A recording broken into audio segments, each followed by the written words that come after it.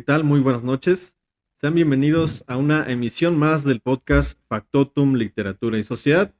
Yo soy Gabo Resillas y el día de hoy tenemos la fortuna de tener como invitado a Gustavo Méndez Osorio. ¿Qué tal, Gustavo? Buenas noches, ¿cómo estás? Muy buenas noches, Gabo. Muy agradecido por la invitación. Gracias por el tiempo, por el espacio. Créeme que es un honor. Y muy agradecido también con quienes nos estén viendo. No, al contrario, gracias a ti por aceptar nuestra invitación. Sabemos que andas muy ocupadón. Voy a leer una breve semblanza curricular de Gustavo antes de iniciar con el podcast. Gustavo Méndez Osorio, él estudió la licenciatura en Ciencias Políticas en la Benemérita Universidad Autónoma de Puebla. Es becario o fue becario del 24º y 25º verano de investigación científica de la Academia Mexicana de la Ciencia y del programa Jóvenes Investigadores del Instituto Nacional de Estudios Históricos de las Revoluciones de México. Es autor también del libro Coxcatlán, Tierra de Collares y Donato Bravo Izquierdo, un soldado del pueblo. Oye, Gustavo, mañana te presentas en la feria del libro aquí en Tehuacán. Así es, así es. Después, este libro, Coscatlán, Tierra de Collares, que es el que vamos a presentar Sí. mañana, ya cumple 5 años, de hecho. Ajá. Fue publicado en 2015. Bueno, casi 6 años. Este, y pues de vez en cuando todavía permite Sí. recoger un fruto, ¿no? El día de mañana estaremos en la Feria del Libro, hubo un espacio, Sí. se presentará en lo que es el Patio de las Columnas Ok. a las 5 de la tarde. Es presencial. Es presencial y también se va a transmitir Em, en la página de la Feria del Libro aquí en Tehuacán. ok. Oye, ya tenía un buen de tiempo que no platicábamos, que no nos veíamos. Digo, para la gente que no nos sabe, Gustavo y yo estudiamos ciencias políticas. Me parece que tú eres 2 generaciones antes que la mía, o una generación, algo así. Pero sí, digo, ya tenía un buen de tiempo que no platicábamos. ¿Qué has hecho últimamente? ¿En qué andas? ¿Cuáles son tus proyectos? ¿Qué he hecho últimamente? Sí, tienes razón en eso. Ya tenía un buen rato que no nos saludábamos. Este, si no me equivoco, es una generación antes. Ajá. Yo egresé en 2016, 2015. Este, Debe ser 2015, dos- porque yo egresé en 2016. ah, perdón, Es, perdón, es una generación antes. ya tiene un buen Sí, ya rato llovió, también, ya ya llovió. llovió. Pues bueno, ¿qué he hecho? Pues continuar investigando. Terminé mi tesis, que publiqué este libro, gracias, pues gracias a Dios tuvo una muy buena bienvenida en Coscatlán, Sí, me imagino. a tal grado de que hoy ya tengo muy pocos ejemplares. Tuve que buscar todavía si andaban algunos extraviados. Sí, porque para la gente que no lo sepa, eh, en la semana tuve contacto con Gustavo y yo le dije, oye, Gustavo, ¿dónde puedo conseguir tu libro? ¿Dónde lo puedo comprar? Porque quiero leerlo. Generalmente es lo que hago con personas que vienen, que han escrito libros o que han escrito su tesis o en los proyectos que anden, pues trato de empaparme, ¿no? Para tener tema de qué hablar con la persona. Entonces, y Gustavo me dijo, no, ¿sabes qué? Mejor te lo paso en digital. Y ya fue así como más o menos lo leí, ¿no? Entonces ya no tienes ejemplares. Tengo algunos, Ajá. debo de tener, te seré sincero, unos 10 aproximadamente. Me Es- imagino que los vas a llevar mañana. sí, mañana los rematamos en la Feria del Libro. No olvide llegar en punto de las 5 de la tarde Sí. y quién sabe cuántos queden después del día de mañana. No, pues esperamos que ya se acabe, se termine el stock, se agote el stock. Este, Oye, Gustavo, cuéntanos, digo, es una pregunta que generalmente hago a personas que han escrito algo, que tienen alguna obra. Es cómo nace la idea de esta obra. Digo, sé que las ideas como que nacen, primero germinan, ¿no? Luego nacen, crecen, se desarrollan, maduran. ¿Cómo fue el proceso de este libro, de la idea principalmente de este libro? ¿Cómo fue la idea del nacimiento de este libro? Sí, Créeme que es una pregunta bastante interesante. La verdad, yo nunca llegué a pensar ver materializado un libro. Este, personalmente, yo vengo de un municipio que se llama Coscatlán. Es el último municipio que tiene Puebla al sureste, no, no tan lejano de acá de Tehuacán. Tiene una historia y tiene una relación económica y política muy cercana con Tehuacán. Y ahí tuve la oportunidad, o tuve la dicha, si así lo quieres ver, de llegar a vivir. Yo nací en Sí. Tehuacán y vivo mis primeros años acá en Tehuacán, pero llego a Coscatlán desde Ah, ok. muy temprano de mi Ujú. vida. Este, me topo con mis abuelos, mis padres, mi madre particularmente, mis tíos, toda mi familia es de allá. O sea, personalmente yo siento un profundo cariño por esta población. Creo que desde muy pequeño recorrido sus calles. Me atrevería a decir, y sin el afán de vanagloriarme, que conozco a todos mis vecinos. Una vez me decía mi esposa, porque íbamos caminando del parque hacia tu humilde casa, Sí, gracias. y me decía, es que aquí vas saludando a todos. Y pues sí, en parte sí, ¿no? Sí. Creo que tengo la dicha de conocer a muchas personas de allá de mi municipio, de mi pueblo en este caso, y aprecio mucho a Cuscatlán. Yo me atrevería a decir que quiero mucho a Cuscatlán. Ese es el primer paso para esta obra. En algún momento, ya por cuestiones académicas, sobre todo en la secundaria, empezamos con esto. Recuerdo una materia que se llamaba, este, ya está, se me olvidó cómo se llamaba la materia, fíjate, identidad poblana.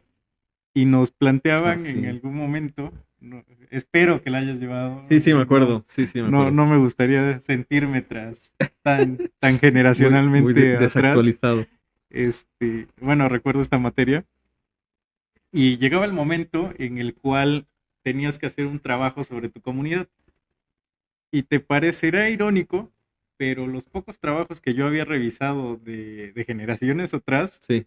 eran el mismo. Ah, Y en ese ok. sentido, los mismos, ¿cómo llamarle? La misma información que mi generación en ese momento estaba presentando era exactamente lo mismo. Es decir, en varios años habíamos investigado muy Muy poco, se poco. había investigado muy poco la historia de Coscatlán. Y me imagino que era esta versión copiada de la monografía, ¿no? O sea, de la planilla o de... De hecho, si te metes a la página del INADEM, del Instituto Nacional del Municipalismo en México, viene exactamente Ah, esta entonces, presentación. de ahí la copiar y Era pegar. de internet, así es. Este, pero Coscatlán tiene un pasado muy rico. Hay fuentes documentales, fuentes bibliográficas desde el siglo XVI que ya hablan de esta población. Me gustaría decir que hay códices que le dedicaron capítulos completos a Coscatlán, personajes muy tempranos de la historia que le dedican capítulos completos a Coscatlán, y es que en su momento era una población económicamente poderosa. No le va muy bien con el trazo de las vías de comunicación, no le va muy bien con el nacimiento de Tehuacán como ciudad en 1660, y eso va a terminar haciendo que sea una población que se vaya reduciendo, primero ante Tehuacán y posteriormente hoy ante Ajalpan, ¿no? Le afecta la elevación de Tehuacán a ciudad, a Sí, sí, Teuxcatlán. sí, efectivamente, nacen como corregimientos Ah, ambas ya. poblaciones. Hoy que estamos festejando bueno, conmemorando o rememorando los Sí. 500 años de la dominación española en estas tierras, Coscatlán es una población que nace como corregimiento, es decir, tenía una autoridad española directamente del rey, al igual que Tehuacán. Sin embargo, y es un trato de pueblo a pueblo en su momento, pero cuando Tehuacán llega a ser ciudad de indios, ya Sí. no es la misma relación de la ciudad de Tehuacán al pueblo de Coscatlán. Ese es el punto que va a iniciar la integración regional de lo que hoy es el Valle de Tehuacán y la Sierra Negra. Ok. De hecho, eh, bueno, he de confesar que no terminé de leer el libro. De esto por la premura, aparte el trabajo, y luego me cambié de casa, que es lo que les comentaba ya hace rato. Pero tengo una idea general del libro. Digo, lo comencé a leer y la primera impresión que tuve es que es un libro que es muy interesante y que también es fácil de leer, es agradable, es ameno. La prosa se me hace muy sencilla. Y quería preguntarte, no sé si esto se dio de una forma natural o fue como que un objetivo que tuviste, el decir, lo voy a hacer entendible para la mayoría de las personas, o si se dio de forma natural. Fíjate que a mí siempre me ha apasionado la historia. Sí, Y a las personas que he tenido la posibilidad de plantearles o de contarles algún hecho histórico, me han llegado a decir que se los platico como si como si lo hubiera vivido. sí, Amo la historia, me gusta mucho la historia. Y cuando estaba haciendo la historia de Coscatlán, claro que llegaba a leer teoría de la historia y pues trataba de hacer mis interpretaciones claro, lo más entendibles posibles, ¿no? Creo que es un libro que no estaba destinado a ser un trabajo académico. Me atrevería a decir que traté de darle, sin embargo, el esquema de este trabajo, el rigor el también, ¿no? rigor también, en fuentes documentales. Nada de lo que está escrito aquí no está sustentado. Claro, Este, todo está citado. ¿Qué más te podría decir? Hay interpretaciones personales. Sí, trato de no involucrar mis valores dentro de esta obra. sí, Te decía hace un momento que amo a Coscatlán y sin embargo trato de mantener la neutralidad, esa neutralidad al hacer la historia de Coscatlán, ¿no? Pero al mismo tiempo que trataba de darle a la obra el rigor científico básico o necesario, también trataba de hacerla lo más entendible posible sí, para quienes estaba destinado sí, originalmente, claro, ¿no? Creo que es muy difícil que una persona que no sea de Coscatlán se interese por la historia de Coscatlán, ¿no? sí, De ahí que su primer destinatario pues sean las familias de allá, los pobladores de allá, es más, hasta los coscatecos que de una u de otra manera han tenido que salir de su pueblo y pues era para que ellos lo entendieran básicamente. no, y yo creo que lo lograste. No, y aparte tiene un prólogo bien bonito del maestro Antonio Tenorio Adame, que me atrevería a decir que es hasta cierto punto poético, ¿no? Hay una parte que se me quedó mucho donde dice, pareciera que Coxcatlán encierra la historia de todo el universo, ¿no? Un poco citando a Borges con el Aleph. Y quería preguntarte, ¿cuál fue el papel tanto del maestro Antonio Tenorio Adame como del maestro, como del doctor Juan Carlos Andrade Castillo para la realización de este libro? ¿Cuál fue la influencia en esta obra? Pero no solamente en esta obra, sino cuál fue su influencia en ti, digo, porque de alguna manera pues, fueron nuestros maestros de ambos y creo que, digo, personalmente lo siento así, que ellos influyeron mucho en la forma de pensar, ¿no? En estas recomendaciones también bibliográficas que ellos hicieron, pero sí me gustaría saber esa parte de ti, cómo influyeron en ti y en la obra. Si tuviéramos que hablar de en cuanto a nuestra formación académica, creo que son excelentes profesores. Este, el licenciado Tenorio es una institución, Sí, es un señor que es una institución. Su experiencia legislativa, su experiencia política, haber vivido el 68, el quiebre, el gran quiebre de la historia del siglo XX en México. Fíjate que a quienes nos gusta la política, hablar de él en algún momento y en hablar de la democracia en Tehuacán, que yo espero que esto siga avanzando. Y el licenciado Tenorio es un referente, ¿no? sí, En la década de los 70 se enfrenta al cacicazgo más poderoso. No me gusta ocupar el término cacicazgos en público, pero en su momento se enfrenta a estos personajes y los derrota. Es sin duda alguna la primera elección democrática de Tehuacán en los 70s, que incluso años antes ya había tenido un fuerte enfrentamiento el PAN con el PRI. sí. Pero lo irónico es que el licenciado Tenorio es el candidato del PAN, del PRI contra otro candidato del PRI en Tehuacán. Este, yo creo que un referente incluso dentro del estado de Puebla. el Sí, primer candidato del PRD a gobernador, este, una institución, ¿no? Una persona con gran conocimiento dentro de la política, una persona muy, muy culta, muy preparada, de los pocos políticos o de esos políticos de una generación de atrás que lo que les preguntaras lo sabían, está bien, ¿no? sí. Hoy es difícil encontrar este tipo de personas dentro de la política, Políticos ilustrados, podríamos políticos decirlo, ¿no? ilustrados también.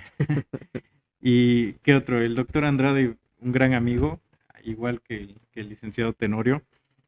Al doctor Andrade personalmente le tengo mucho aprecio. Antes de que fuera mi profesor, ya había tenido el gusto de poder platicar muchas horas con él en el Archivo Histórico de Tehuacán. Ah, ya. En ese momento estaba yo estudiando, todavía no estaba estudiando la licenciatura, y saliendo de clases me iba al archivo a ver qué encontraba, Así por gusto, así como por por tu hobby nada iniciativa. más.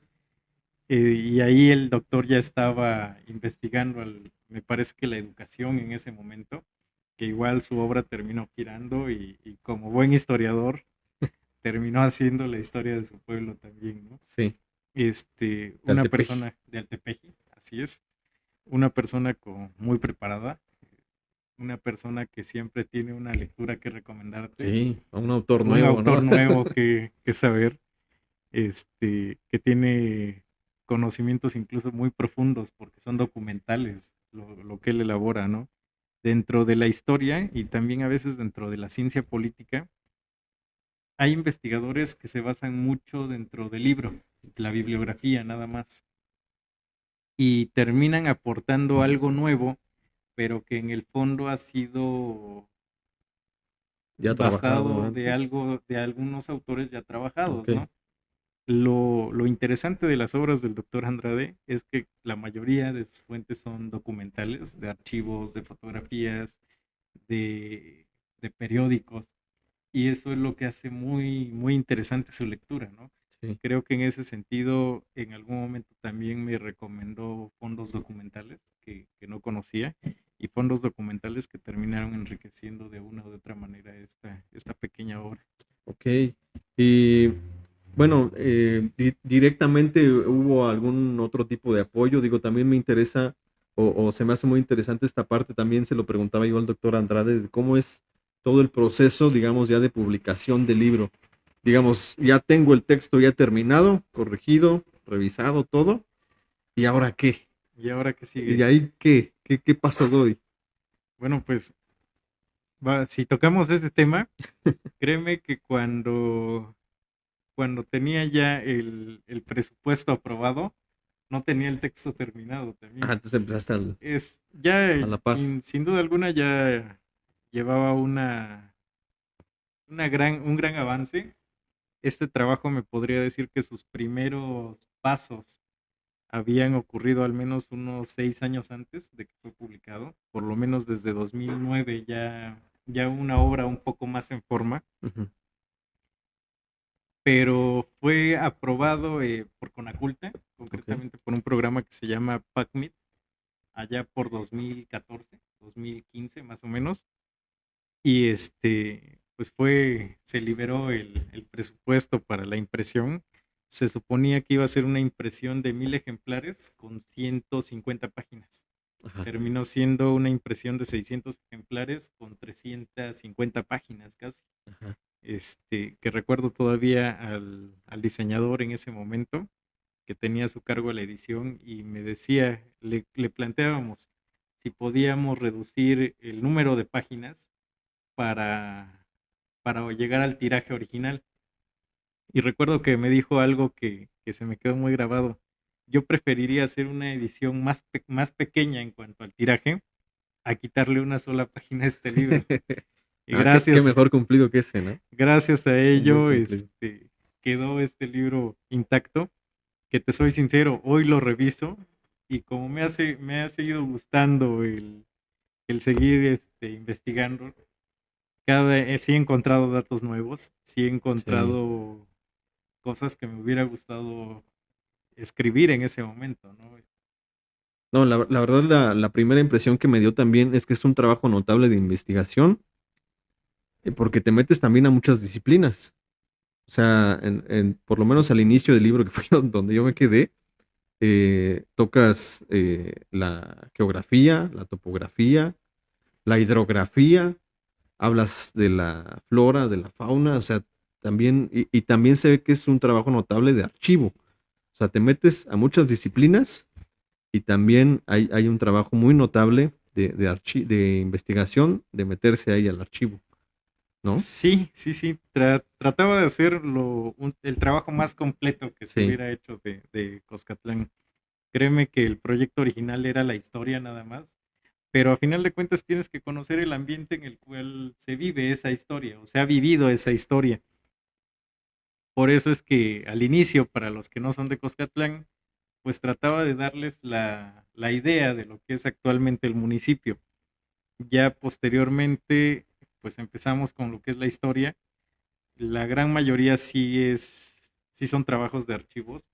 En algún momento, concretamente, la época virreinal sí. es pues el trabajo más completo, el capítulo más completo que tiene esta obra. Creo que los documentos más antiguos que consulto son de 1560, 1580 hasta 1808 Ok. prácticamente. Sí fue un trabajo de varios años, de varios meses, perdón, el estar buscando principalmente en el Archivo General de la Nación, en algunos archivos parroquiales, en fuentes, incluso en, en fuentes orales, Ok. porque mucha de esta tradición se guardó mediante el uso de la palabra. Y finalmente, el otro capítulo más completo sería la Revolución Mexicana. Es es irónico, pero esta zona fue un punto de encuentro entre zapatistas, maderistas, porfiristas, y ha sido un poco estudiada en ese sentido. La Sierra Negra, de la cual este municipio es parte, es tierra virgen todavía para cualquier tipo de estudio. Y finalmente, el otro capítulo que me atrevería a decir que es interesante, el siglo XIX. Del siglo XIX tenemos muy poco. Pareciera que a propósito quemaron los archivos. Hubo lamentablemente cuestiones políticas en su momento que tenían que ser sepultadas, que tenían que ser olvidadas o que tenían que ser borradas.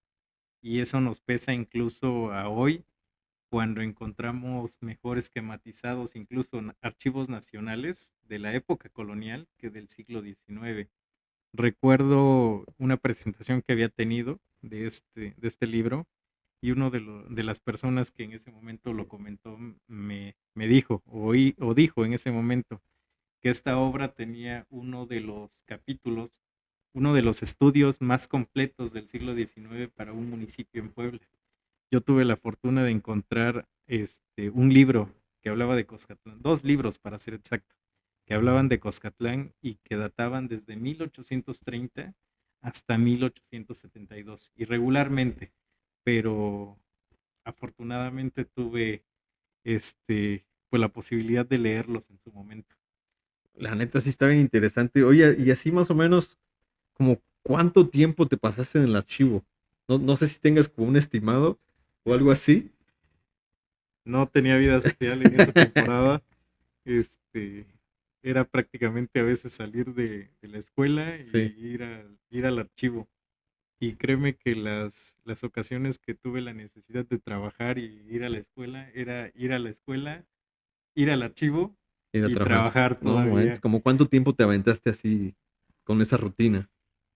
un año aproximadamente. Ya posteriormente, cuando se dieron la posibilidad de ir como becario a la Academia Mexicana de Ciencias, pues ahí fue donde completé Ya de tiempo completo, ¿no? los archivos nacionales, pero básicamente ya estaba un esquema de lo que era la obra en general.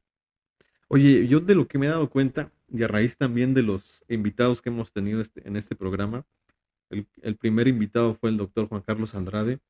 Después tuvimos a Jesús Arenas, no sé si lo conozcas. Y hay una relación muy estrecha entre la ciencia política y la historia, ¿no? Digo, estos tres invitados, contándote a ti, son politólogos, somos politólogos, pero también he visto que al menos ustedes, digo yo esa relación no la tengo, pero al menos ustedes tienen una relación muy, muy estrecha con la historia. ¿Por qué crees que se dé esto?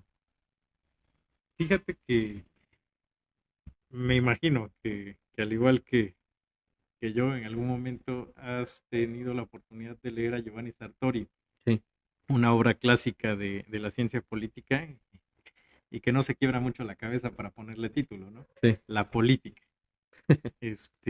Hay un capítulo que se lo dedica específicamente a la ciencia política y a la historia. Y ahí da algo muy, tiene una frase muy, yo creo que reduce todo ese capítulo. Los historiadores, si algo tienen, es que ellos ya sus fuentes las tienen dadas. Ya lo que te encuentras, o el dato que llega a aparecer, es el dato que se generó en el tiempo atrás. sí, Los politólogos no. ok, Los politólogos pueden ir a esos datos, pero el politólogo estudia el presente de la política, básicamente. Y si no tiene los datos que necesita para su estudio del presente de la política, los puede generar. El politólogo, el historiador no. El historiador ya tiene sus fuentes dadas y se acabó, y a ¿no? lo que encuentres, ¿no? Si te hicieron una carta de hace 500 años y se les olvidó ponerle quién la escribió, así Ya quedó valió. ese documento. El politólogo no. El estudioso de la política puede generar los datos. Creo que hay encuestas muy buenas cuando se trata de conocer la cultura política de las poblaciones y temas que no cuestiona el INEGI, temas que no quedan registrados en la prensa, el politólogo sí los puede generar. No sé, yo no me atrevería a pensar que el INEGI tenga un registro de cuántas personas en Tehuacán hayan leído la Constitución Política de los Estados Sí, Unidos mexicanos. Pero si el politólogo lo necesita, lo sí hace. lo puede generar. La historia está muy relacionada con la ciencia política, claro que sí. Recordemos que la humanidad vive su presente, pero su presente va a terminar siendo pasado en algún momento. Las raíces de la política, bien de nuestra política actual, se cuecen desde tiempo atrás. Te podría asegurar, y eso lo noté en Coscatlán, lo noté aquí en Tehuacán, las élites, o llámese, a veces también el término élites es un poco rimbombante. La clase política que nos gobierna actualmente es una clase política que por lo menos se originó hace 20 años o hace 15 años. Hoy sí estamos viviendo un relevo generacional en este sentido. Sin embargo, apellidos, nombres que han sonado desde hace tiempo, los vimos todavía en la arena electoral hace tiempo. Es la necesidad a veces que tiene el politólogo de recurrir al pasado para generar su interpretación de la política.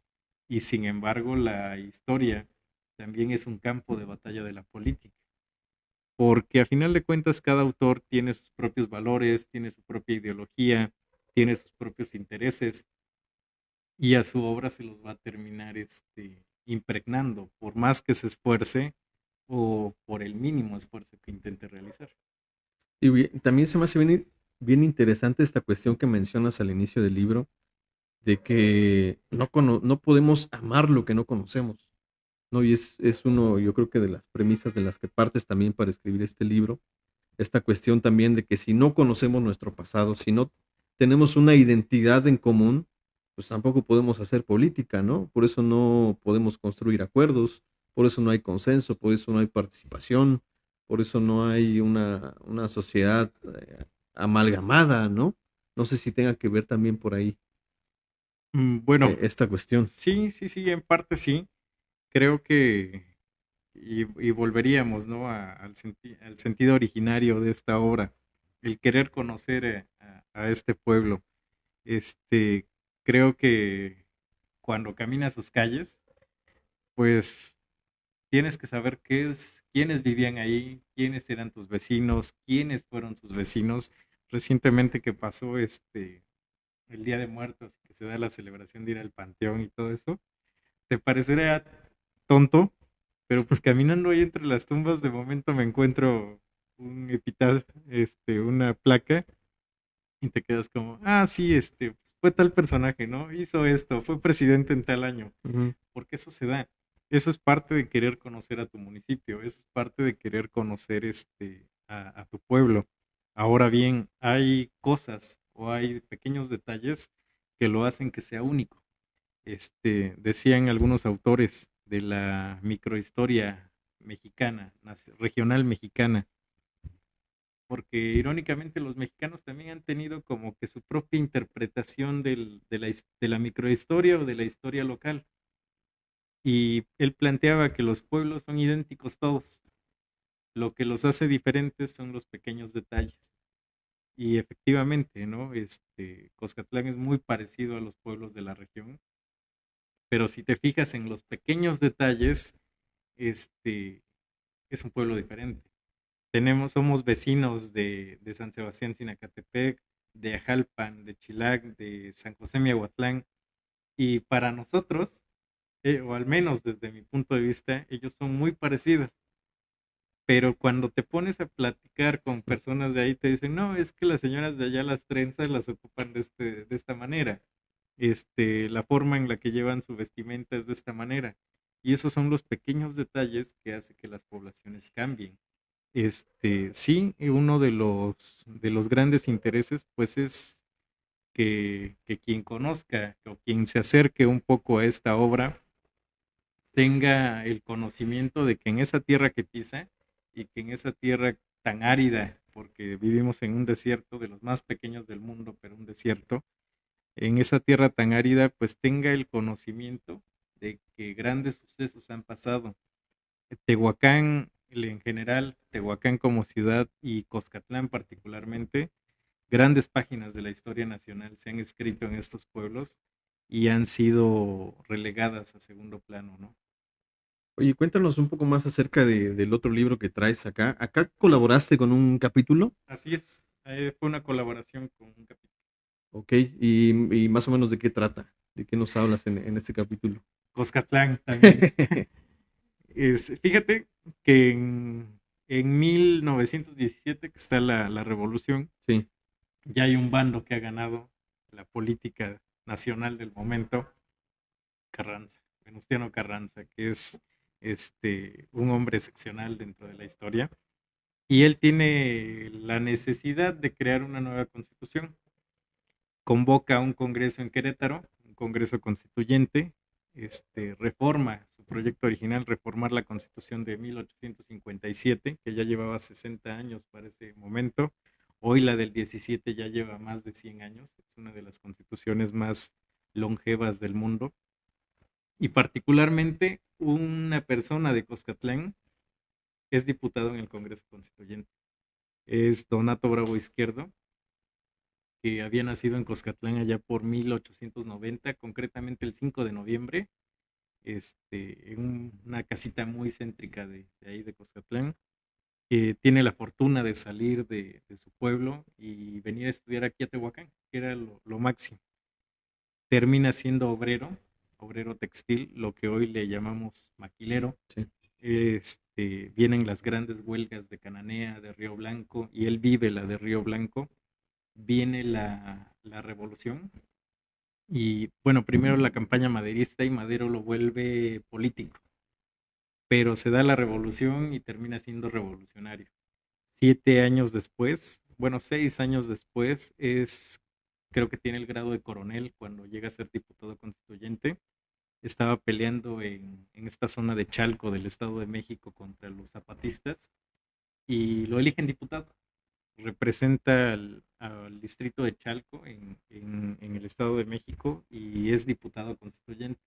De hecho, lo irónico es que su firma, pues como la de todos los diputados constituyentes, aparece íntegra en la constitución que se tiene en el AGN. Fue un político muy destacado. Este, Luis González y González lo nombra como uno de las élites políticas de mediados del siglo XX. Llega a ser diputado federal 2 ocasiones, presidente del Senado de la República, gobernador de Puebla, es el primer gobernador que da que da la región de Tehuacán. Tehuacán nunca ha dado un gobernador, salvo Donato Bravo Izquierdo en 1928 y actualmente el actual gobernador. Los dos únicos personajes que han tenido este cargo. Llega a ser embajador, pero como también era militar, ocupa grandes puestos dentro de la milicia. Él llega a ser jefe de la milicia, no recuerdo el cargo exactamente, de la zona militar de Puebla y de la zona militar de la Ciudad de México, que eran los más importantes de la época. General de división y me atrevería a decir que el personaje más grande que ha dado Cuscatlán dentro de la historia nacional. Y sin embargo, salvo por la secundaria que lleva su nombre y porque cada 20 de noviembre se le recuerda, muy pocos sabemos quién fue Donato Bravo Izquierdo y la importancia que tuvo. Este libro, que lo coordinó en ese momento igual un buen amigo y maestro, era precisamente rescatar a los constituyentes olvidados. Y pues particularmente cuando me preguntó si podía colaborar en esta obra y me dijo que qué constituyente me gustaría abordar, pues era indiscutible el nombre de Donato Bravo Izquierdo en ese momento. Bien, ¿y dónde lo podemos encontrar? Esta obra recientemente también la estuve buscando. Creo que todavía en librerías Gandhi está Ah, ok, disponible y en las librerías de la UNAM, ok. concretamente de la Facultad de Ciencias Políticas. Y el día de mañana, va a estar también allá en la Feria del Libro. Así es, en la Feria del Libro a las 5 de la tarde. Bien, ahora, ¿qué viene para ti, Gustavo? Cuál es el siguiente paso? Ahora, qué tema vas a abordar? ¿Sobre qué vas a escribir? ¿Qué vas a hacer? ¿Qué voy a escribir? Muy buena pregunta, ¿eh? Es demasiado interesante esa pregunta. Pues creo que, te repito, he seguido investigando. Personalmente ahorita estoy trabajando en la historia de la parroquia de una población vecina, Ajalpan concretamente, muy interesante. Es uno de los grandes litigios que un pueblo indígena le gana a la corona española para poder construir su iglesia. La forma en la que fundan su pueblo. Sin duda, Jalpan eclesiásticamente tiene una historia muy, muy interesante. También me ha interesado mucho el estudio de los popólocas. No soy antropólogo, pero es una de las culturas, llámese, Sí.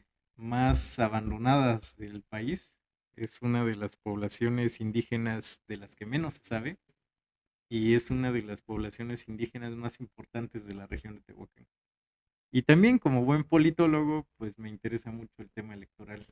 Ok. Este, Tengo ahí algunos trabajos de estudios electorales de la región de Tehuacán. Muy interesante la región de Tehuacán en sus procesos políticos y es parte de lo poco que en ocasiones me siento a trabajar. ¿Y escribes alguna otra cosa que no sea tan académica? No sé, poesía, cuento, algo. Fíjate que no se me da Pero de... sí te gusta Sí, leerlo. sí, sí, personalmente sí me gusta mucho la literatura, este, pero un poco más la literatura en prosa que la poesía. Sí, Decía Platón, ¿no? Que a los poetas deberíamos de hay que ahorcarlos expulsar. De siempre, eso ¿no? hablábamos el programa anterior. Vino un chavo que es Marcos Sánchez, él es orador, y hablábamos justamente de esta cuestión, de lo que dice Platón, que a los oradores, a los sofistas y a los poetas hay que expulsarlos de la polis, Sí, ¿no? nunca he Son entendido un por qué lo peligro. dice, nunca he entendido por qué lo plantea Platón. Pues fíjate que es bien chistoso porque en la política, creo que es el capítulo 10 donde dice que los poetas no convienen porque van a volver afeminados a nuestros soldados, algo así. Sí, de hecho es el sentido que él tiene, ¿no? Que Sí, incluso dice que corrompen a la juventud. exacto. Este, Irónico, ¿no? Desde Platón, desde Aristóteles, los científicos no pueden entrar a la política y cuando entran no les va muy bien. Sí, Y Weber lo recalca, ¿no? El político y el y el científico. científico van muy, muy separados. Pero lo irónico es que los artistas y particularmente los literatos, los poetas, Así sí les va cuando bien. entran a la política les va relativamente bien, ¿no? Y quizá porque ellos dominan algo que el científico trata de alejarse, los sentimientos. Se convence más que a la cabeza, más que a la razón, se El convence corazón. por medio del corazón y de las emociones. Y pues a ellos sí les va muy, muy bien, ¿no? Tenemos en México a Carlos Pellicer, que casi llega a ser gobernador de Tabasco y que deja un alumno que hasta el día de hoy está gobernando este país, ¿no? Los sentimientos siguen moviendo a las personas y esperemos que los sentimientos sigan moviendo a las personas durante mucho tiempo todavía. Oye, que de eso, yo aquí traigo mi guión y de eso quería preguntarte, no sé qué tanto nos quieras hablar de eso.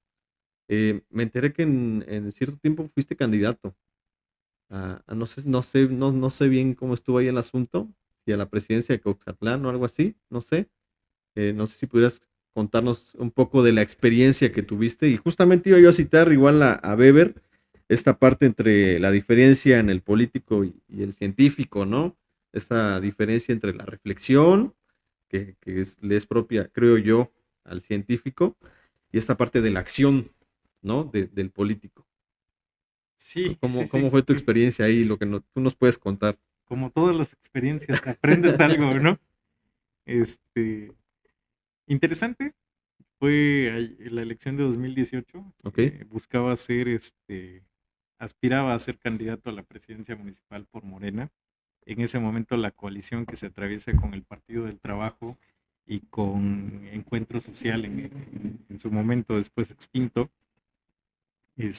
pues impide el llegar, ¿no? Ok. Me quedo sin la candidatura y esa es la experiencia que tengo abiertamente.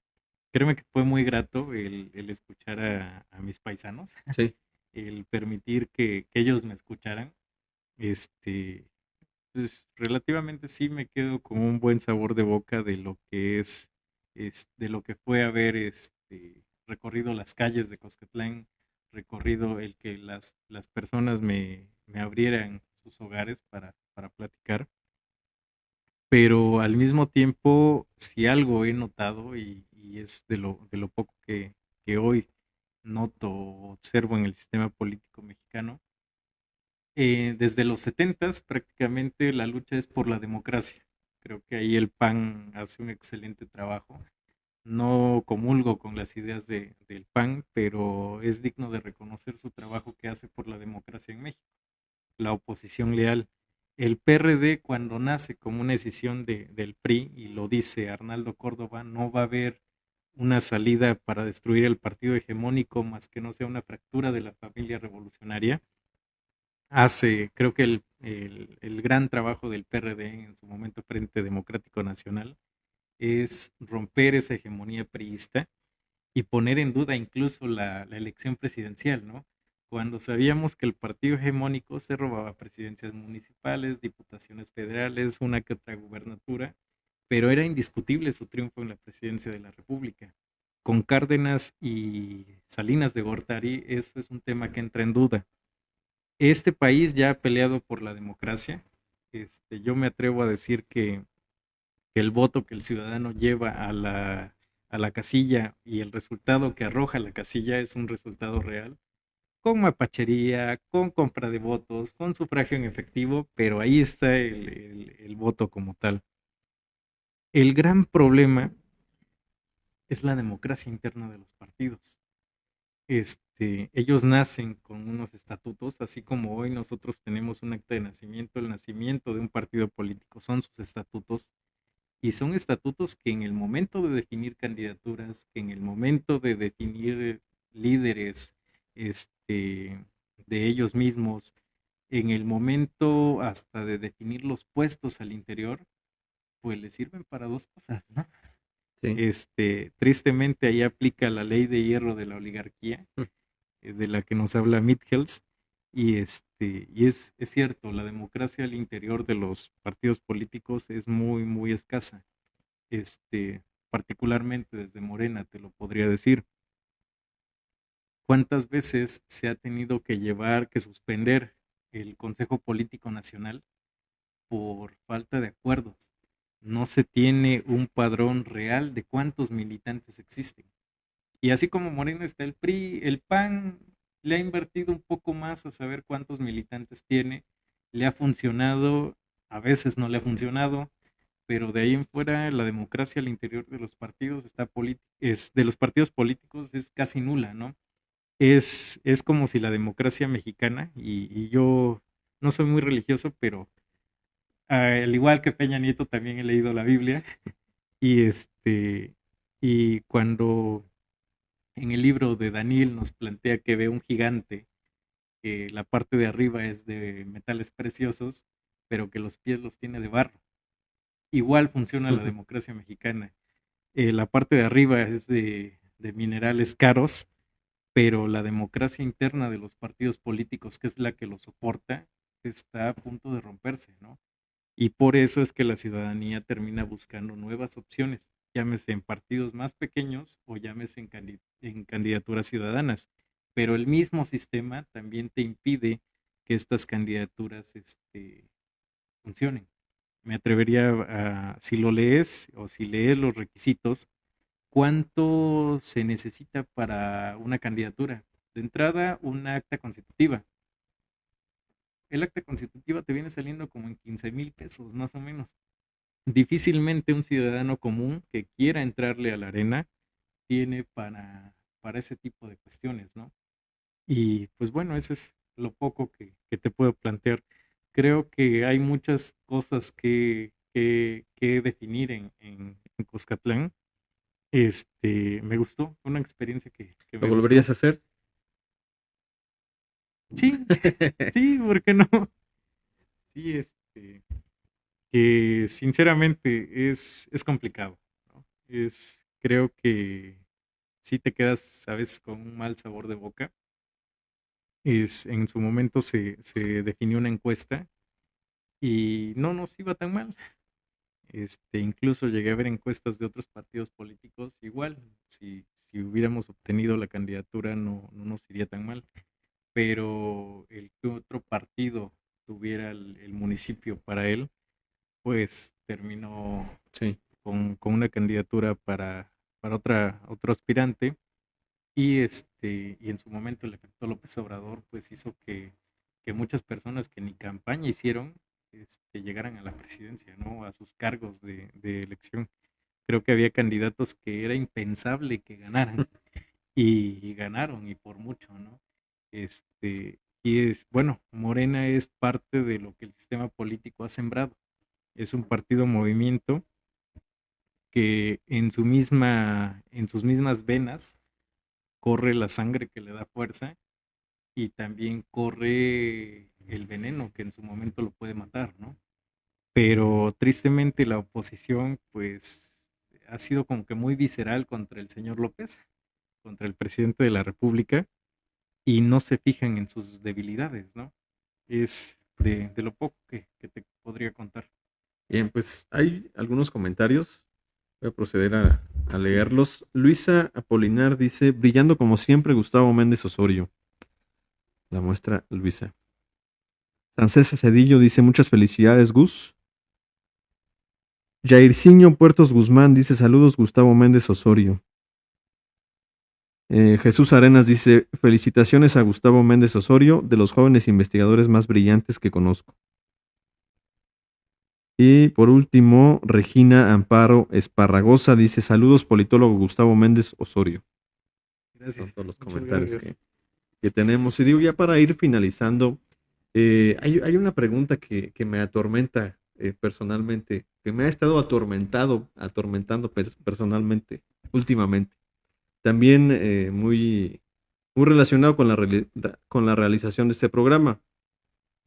Y es una pregunta sencilla, un tanto existencial, filosófica.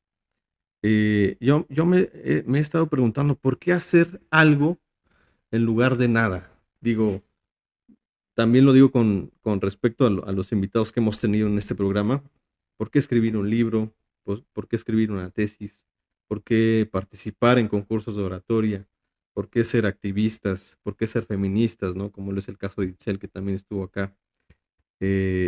digo, y quisiera yo que fuéramos más allá de la respuesta fácil, ¿no? Que a lo mejor es decir, pues es que si no lo hacemos nosotros, alguien más lo va a hacer, ¿no? O si no lo hacemos nosotros, los que se han aprovechado todo el tiempo lo van a seguir haciendo, ¿no? Yo quisiera profundizar un poco más y, y resolver un poco esta cuestión. Digo, me gustaría escucharte a ti, que igual concuerdo, por ejemplo, con Jesús Arenas, ¿no? Digo, yo creo que es una de los intelectuales que ha dado la región. ¿Y por qué esta parte? Por qué hacemos algo en lugar de nada? ¿Por qué hacer algo en lugar de nada? Y ya entré yo también en dudas existencialistas. Fíjate que, si no me equivoco, los hermanos Karamazov dicen en uno de sus cuentos que la filosofía es el único oficio para el cual no necesitas estudiar. Y bueno, toco esta frase porque eso lo vemos desde un punto de vista de la ética en ocasiones, ¿no? Qué es bueno, qué es malo. Lo planteaba hace un momento, la ciencia no se fija en qué es bueno y qué es malo. La ciencia nada más trata de ver si es práctico o si es estudiable. La filosofía sí se hace estos planteamientos, ¿no? Y sobre todo la ética, ¿es bueno o es malo? Este, creo personalmente que es mejor hacer algo a no hacer nada. Coincido contigo, pero ¿por qué hacerlo tú? O por qué hacerlo yo, o por qué tomar esa iniciativa, porque si no nadie lo va a hacer, ¿no? Este, así sea un pequeño granito de arena, pero es la diferencia con lo que se ha hecho, ¿no? Quizá lo que hacemos, no lo digo con el afán de menospreciar ningún trabajo ni el mío propio, quizá pueda ser muy poco, pero ese poco puede marcar la diferencia. ¿Qué te gusta? Sembrar un árbol, en algún momento algo tendremos que cosechar. Y si no lo sembramos, pues nunca cosecharemos nada, es de lo único que estamos seguros, ¿no? Este, creo que a nuestra sociedad, creo que a nuestro país y creo que a nuestras comunidades les hace falta muchas cosas. Tenemos muchas carencias. Yo amo y lo planteo desde esta obra y me gustaría que fuera mi municipio y mi nación. Yo amo a mi país, yo amo a mi pueblo, pero no me gusta la realidad en la que vive. Creo que es un momento en el cual tenemos que cambiarla. Y recordemos, para los que nos gusta un poco la teoría crítica, la frase de Marx cuando le lanza unas críticas a Feuerbach. La mayoría de los filósofos, llámese actualmente científicos, académicos, nos hemos contentado solamente con observar o con analizar la realidad, cuando el gran reto es transformarla, cambiarla. Creo que ese es un compromiso personal, ese es un compromiso social y ese es un compromiso político. Yo sí estoy convencido que los seres humanos, que la política la inicias desde que abres tu puerta y saludas al vecino. Y eso precisamente es lo que tenemos que llegar a entender, ¿no?